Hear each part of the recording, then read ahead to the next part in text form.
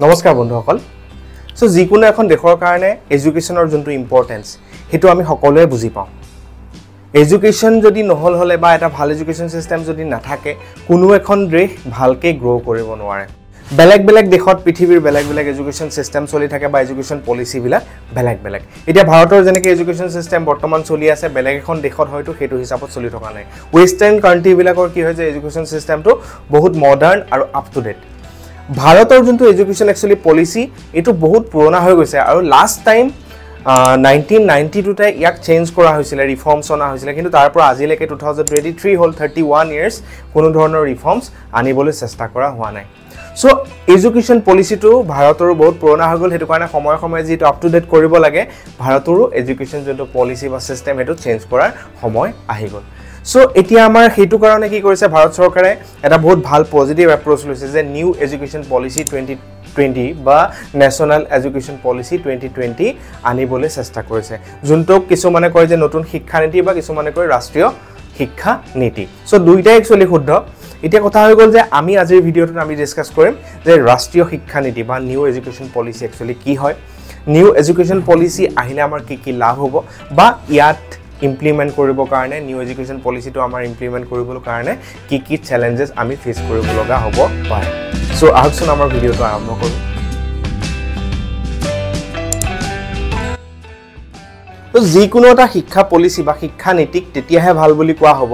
যেতিয়া নেকি সেই শিক্ষা নীতিটোৰ জৰিয়তে আমি মানুহক শিক্ষাৰ প্ৰতি আকৰ্ষিত কৰিব পাৰো সকলোৱে শিক্ষা গ্ৰহণ কৰিবলৈ আগ্ৰহ প্ৰকাশ কৰে এতিয়া অলৰেডি আমাৰ কিছুমান মিশন চলি আছে যোনবিলাকৰ আন্ডাৰত আমি চেষ্টা কৰি থকা হৈছে যে বা দেশে চেষ্টা কৰি আছে যে সকলোকে আমি সমান অধিকাৰ দিব লাগে সমান শিক্ষা পোহৰ তেওঁলোকৰ ওপৰত আমি বিলাব লাগে কিন্তু আমি হয়তো কিমানখিনি সাকসেস হ'ব পৰা নাই কিন্তু নিউ এডুকেশ্যন পলিসিত একচুয়ালি কিছুমান এনেকুৱা ৰিফৰ্ম আনিবলৈ চেষ্টা কৰা হ'ব যোনখিনি একচুয়ালি হয়তো ভৱিষ্যত প্ৰজন্মক বহুতকৈ এট্ৰেক্ট কৰিবলৈ পাৰিব বহুত বেছি এট্ৰেক্ট কৰিব পাৰিব বা সাকসেস হ'ব সো এতিয়া ফাৰ্স্ট এন্ড ফৰমোষ্ট যোনটো ইয়াৰে মানে ৰিফৰ্ম হ'ব হেতু হ'ব যে বৰ্তমান যোনটো আমাৰ actually education system up to class 12 চলি আছে বা ক্লাস 10 চলি আছে আমাৰ বৰ্তমান কি হয় যে 10+2 বুলি আমি কওঁ আমাৰ মেইন দুটা এক্সামে হয় যে ক্লাস 10 ত এটা এক্সাম হয় যোনটো মেট্ৰিকুলেশ্যন বুলি কোৱা হয় বা এইচএসএলসি বুলি কোৱা হয় আৰু এটা হৈ গল যে ক্লাস 12 ত কয় যোনটো এইচএস বুলি কয় সো এতিয়া কথা হৈ গল যোনটো নিউ এডুকেশ্যন পলিসিত ইয়াৰ যোনটো টোটাল কনসেপ্টটো সেই কনসেপ্টটো চেঞ্জ কৰি দিয়া হ'ব সো আগৰ যোনটো শিক্ষা নীতি আছিল হেতু মতে কি আছিল যে আমি 6 বছৰ নাম ভৰ্তি কৰিম আমাৰ 16 বছৰ যেতিয়া হ'ব তেতিয়া আমি মেট্ৰিক দিম ম্যাক্সিমাম মানুহে আমি কি কৰিছিল যে 6 বছৰ প্ৰথম শ্ৰেণী 16 বছৰত ক্লাস 10 ৰ মেট্ৰিক দিলো তাৰ পিছত কি হল প্লাস 2 যেতিয়া আমাৰ 16 17 18 বছৰ যেতিয়া হ'ব আমি কি কৰিম এইচএস পাস কৰিম সো হেতু সিস্টেমত চলি আছিল কিন্তু এতিয়া যোনটো নীতি আনিব হেতুত কি কৰিব যে তেওঁলোকে 5+3+3+4 মানে 4টা ভাগত ভাগ কৰি দিব সো 4টা ভাগ প্ৰথমৰ যোনটো ভাগ হেতু কি বুলি কৈছে যে ফাউন্ডেশন জাস্ট মানে স্টাৰ্টিং যে 3 বছৰত এডমিশন দিব 3 বছৰত অংগনবাদী যাব বা প্ৰি প্ৰাইমাৰী যোনটো স্কুল হয় প্ৰি স্কুলিং বুলি ক'ব তাৰ পৰা কি হ'ব যে 6 বছৰলৈকে হেতুতে থাকিব মানে ফাৰ্স্ট 3 বছৰ তাৰ পিছত সেই 2 বছৰ কি হ'ব যে 6 বছৰৰ পৰা 8 বছৰলৈকে ক্লাস 2 লৈকে পাব সো হেতু সেই গুটে পিৰিয়ডটো ফাউন্ডেশন বুলি কৈছে সো নেক্সট যোনটো ফেজ হৈ গল হেতু 8 to 11 ইয়াৰ্স মানে 8 বছৰৰ পৰা 11 ইয়াৰ্স সো ক্লাস 3 আমি 2 লৈকে তো এফালে ফাউন্ডেশনত থাকিলো ক্লাস 3 ত গলো ক্লাস 3 ৰ পৰা যোনটো ক্লাস 5 লৈকে হেতু ক'ব প্ৰিপাৰেটৰি ষ্টেজ বুলি ক'ব সো ক্লাস 6 to 8 যোনটো ষ্টেজ হ'ব হেতু ক'ব মিডল আৰু 9 to যোনটো 12 হ'ব হেতু সেকেন্ডাৰী বুলি ক'ব সো টোটাল আমাৰ প্ৰথম ফাউন্ডেশনত কি 5 বছৰ নেক্সট হৈ গল প্ৰিপাৰেটৰি তাতে কি হ'ল 3 বছৰ মিডলত 3 বছৰ আৰু যোনটো আমাৰ সেকেন্ডাৰী 9 to 12 হেতু হৈ গল সেকেন্ডাৰী হেতু হৈ গল 4 বছৰ তেতিয়া আমাৰ বৰ্তমান কি হৈছে সেকেন্ডাৰীত আমাৰ 2 বছৰ আছিল সো বহুতখিনি এটা হিউজ চেঞ্জ আনিব আৰু যোনটো নেকি আমাৰ গোটেই সিস্টেমটোৰ ওপৰত বাৰুকৈ ইম্প্যাক্ট পেলাব আৰু যোনটো একচুয়ালি সিস্টেমটো আনিবলৈ বিচাৰিছে ই খসাকৈ যদি পজিটিভ দিশত যদি ইমপ্লিমেন্ট কৰিব পৰা যায় তেতিয়া হলে যোনটো ভাৰতৰ শিক্ষাৰ সিস্টেম আছে বা এডুকেশ্যন সিস্টেম বৰ্তমান চলি আছে হেতু কিন্তু এটা ড্ৰাষ্টিক চেঞ্জ আনি দিব আৰু সকলোৰে কিন্তু সুবিধা হ'ব সো সৰুৰে পৰা এটো নিউ এডুকেশ্যন পলিচিত কি কৰা হ'ব বা নেশনাল এডুকেশ্যন পলিচিত কি কৰা হ'ব যে স্কিল বেস এডুকেশ্যনৰ ওপৰত গুৰুত্ব দিয়া হ'ব ভোকেশনাল ট্ৰেইনিং দিয়া হ'ব ক্লাস 6 ৰ পৰা ইন্টাৰ্নশিপ দিয়াৰ ব্যৱস্থা ৰাখিব তেওঁলোকে কিছুমান ইন্ডাষ্ট্ৰীত ইন্টাৰ্নশিপ কৰিব আৰু প্ৰতি বছৰে কি হ'ব যে 10 দিন তেওঁলোকৰ কি হ'ব বেগলেস স্কুলিং হ'ব মানে তাৰে বেগ লৈ যাব নালাগে কিতাপ লৈ যাব নালাগে জাস্ট ট্ৰেইনিং হ'ব বা ওয়াৰ্কশ্বপ টাইপ কিবা হ'ব যোনটো তেওঁলোকে হ্যান্ডস অন শিকিব সো এটা এটা বহুত ভাল পদক্ষেপ হ'ব আৰু যিখিনি একচুয়ালি আমি বৰ্তমান গৈ পেলাই আইটিআই শিকিব লগা হয় আমাৰ ইচ্ছা থাকে কিন্তু ক্লাস 6 তো আমি বস্তু ভাল কৰি পেলাই বা কিবা এটা কৰিবলৈ আমাৰ মন যায় কিন্তু যোনখিনি আমি শিকিবলৈ নাপাওঁ সো এটো এটা বহুত পজিটিভ ষ্টেপ আৰু কি কৰা হ'ব যে স্কিল বেস এডুকেশ্যন যেহেতু ক্লাস 6 ৰ পৰাই গুটে ষ্টুডেন্টকে কোডিং শিকোৱা হ'ব এতিয়া গুটে পৃথিৱীতে কি হৈছে যে কম্পিউটাৰ একদম সম্প্ৰসাৰিত হৈ গৈছে কম্পিউটাৰ নহলে একো নহয় সব বিলাক এপ বেসড হৈ গৈছে আপুনি বেংকৰ পৰা পইচা উলোৱাৰ পৰা আদি কৰি পইচা জমা কৰা আপোনাৰ হিসাব ৰখাৰ পৰা আদি কৰি সকলো বিলাক কি হৈছে যে কম্পিউটাৰাইজ হৈছে আমি এপত কৰো সো কোডিং টু বহুত প্ৰয়োজনীয় এটা এলিমেন্ট বৰ্তমানৰ কাৰণে সো শিক্ষা ব্যৱস্থাটোত কি কৰা হ'ব ক্লাস 6 ৰ পৰাই কোডিংৰ শিক্ষা দিবলৈ চেষ্টা কৰা হ'ব সো এটো এটা বহুত ভাল ষ্টেপ হ'ব বুলি মই ভাবো আৰু ইয়াক যদি ভালকে আমি ইমপ্লিমেন্ট কৰিব পাৰো ভাৰত হসাই এখন প্ৰগ্ৰেছিভ ৰাষ্ট্ৰ হিচাপে কনভাৰ্ট হৈ যাব বৰ্তমানৰ আমাৰ যোনটো শিক্ষাৰ ব্যৱস্থা চলি আছে তাতে কি হয় যে আমাৰ ক্লাস 10 পাস কৰাৰ পিছত আমাৰ অপচন বিলাক লিমিটেড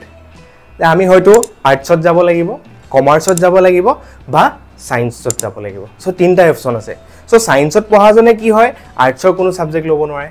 আৰ্টছত পঢ়া জনে কমাৰ্চৰ ল'ব নোৱাৰে আমাৰ কিতেবা এনেকুৱা হয় যে মই সায়েন্সত যাব বিচাৰিছো মই ফিজিক্স কেমিষ্ট্ৰি পঢ়িব বিচাৰিছো কিন্তু মোৰ আকৌ ইন্টাৰেষ্ট আছে যে মই পলিটিক্যাল সায়েন্সও পঢ়িম এতিয়া কি ব্যৱস্থাটো আমাৰ নাই কিন্তু নতুন শিক্ষা নীতি আহিলে কি হ'ব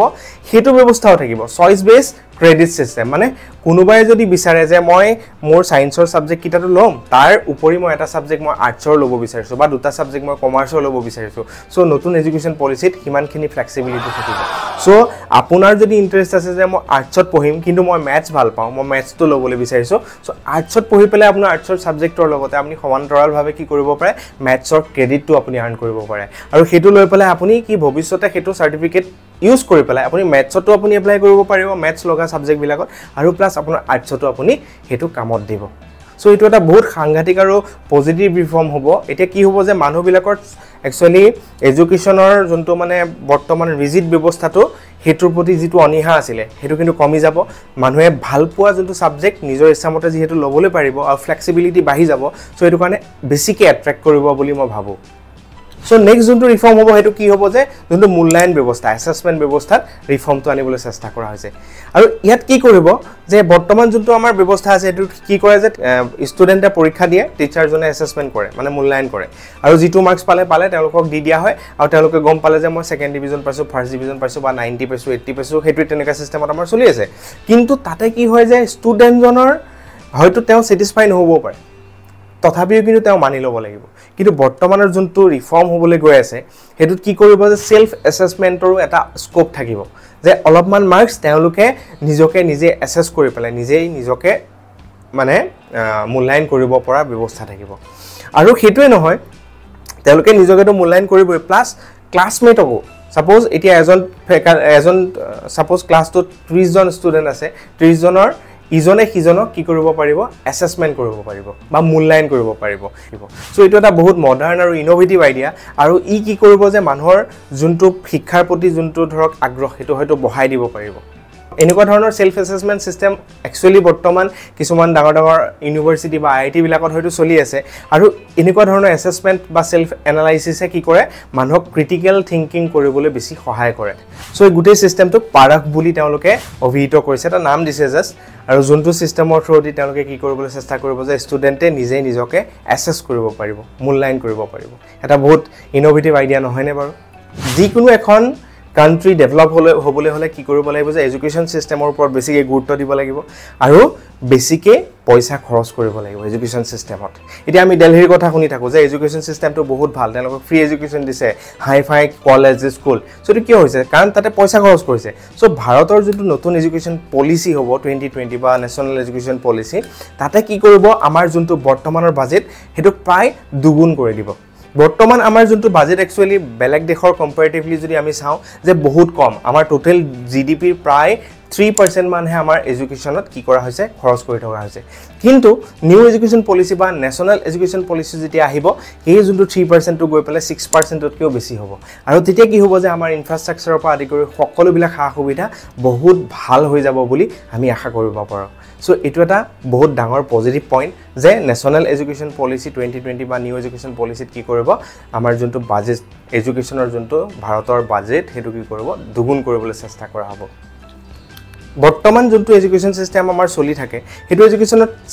এডুকেশ্যন সিস্টেমত কি হয় যে আমি মুখস্থ বিদ্যাৰ ওপৰত বেছি গুৰুত্ব দিওঁ আগৰটো ম্যাক্সিমাম মানুহে কি কৰে যে মুখস্থ কৰে পৰীক্ষা লিখিলে মাৰ্কস পালে হৈ গল পাস কৰিলে হৈ গল তাতে কনসেপ্টৰ বিশেষ কথা নাছিলে আৰু যোনটোৱে নেকি একচুয়ালি মুখস্থ বিদ্যা থকা মানুহৰ কি হয় তেওঁলোকে নিজৰ ক্ৰিটিক্যাল থিংকিং দি সেই পাৰ্টিকুলাৰ সাবজেক্টটো ইউজ কৰি পেলাই কিবা এটা কাম এপ্লিকেশন কৰিব বা এপ্লিকেশন বেস কামত হেতু ইউজ কৰিব নোৱাৰে কিন্তু এতিয়া যোনটো নতুন এডুকেশ্যন পলিসি আহিব তাত কি কৰিব যে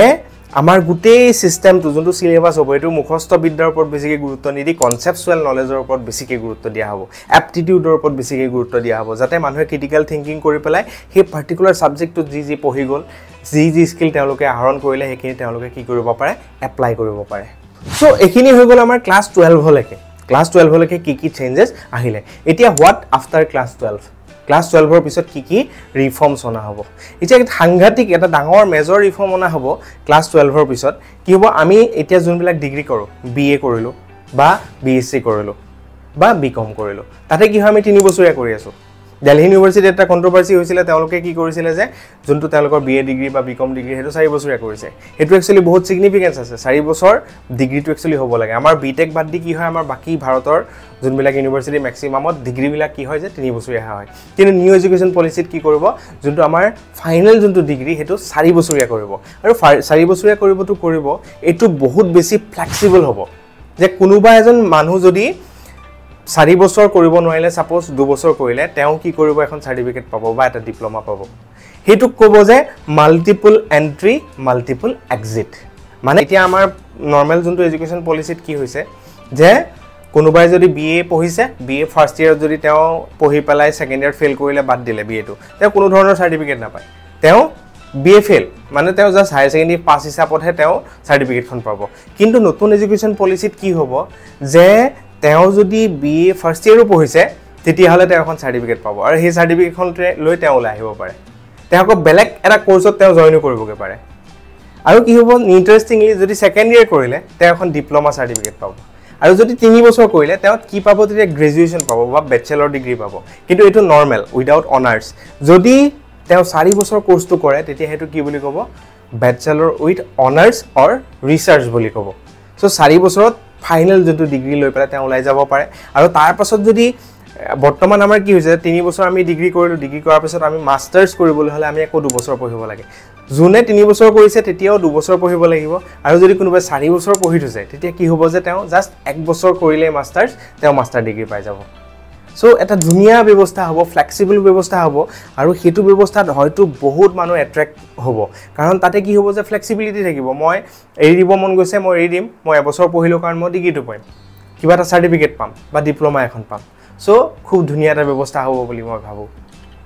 তো বৰ্তমান ভাৰতৰ যোনটো এডুকেশ্যন সিস্টেম বা এডুকেশ্যন পলিসি আছে হেতুত কি কৰা হয় যে বাহিৰৰ কোনো ধৰণৰ ভাল ইউনিভাৰ্সিটি যদি ভাৰতত সেটআপ কৰিবলৈ বিচাৰে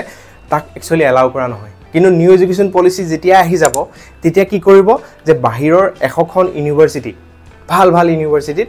তেওঁলোকক এলাউ কৰিব পাৰমিশন দিব যে আপোনালোকে ভাৰততো যদি আপোনালোকে বিচাৰে ইয়াতে আপোনালোকৰ কেম্পাছ পাতিব পাৰে আমাৰ ষ্টুডেন্টক পঢ়াব পাৰে সো ই এটা কি কৰিব যে আমাৰ মানুহখিনি বাহিৰত নোযোৱাকে ভাৰততে পঢ়ি ভাৰততে থাকি পেলাই ভাৰতৰ কাৰণে কাম কৰিবলৈ এটা সুবিধা আনি দিব বা সেই এক্সপোজাৰ খিনি যোনখিনি বাহিৰত পাই সেই ফেসিলিটিজ খিনি আমাৰ কি কৰিব ভাৰতলৈ লৈ আনিব পৰা এটা সুবিধা কৰি দিব ই এটা বহুত সাংঘাতিক পজিটিভ পইণ্ট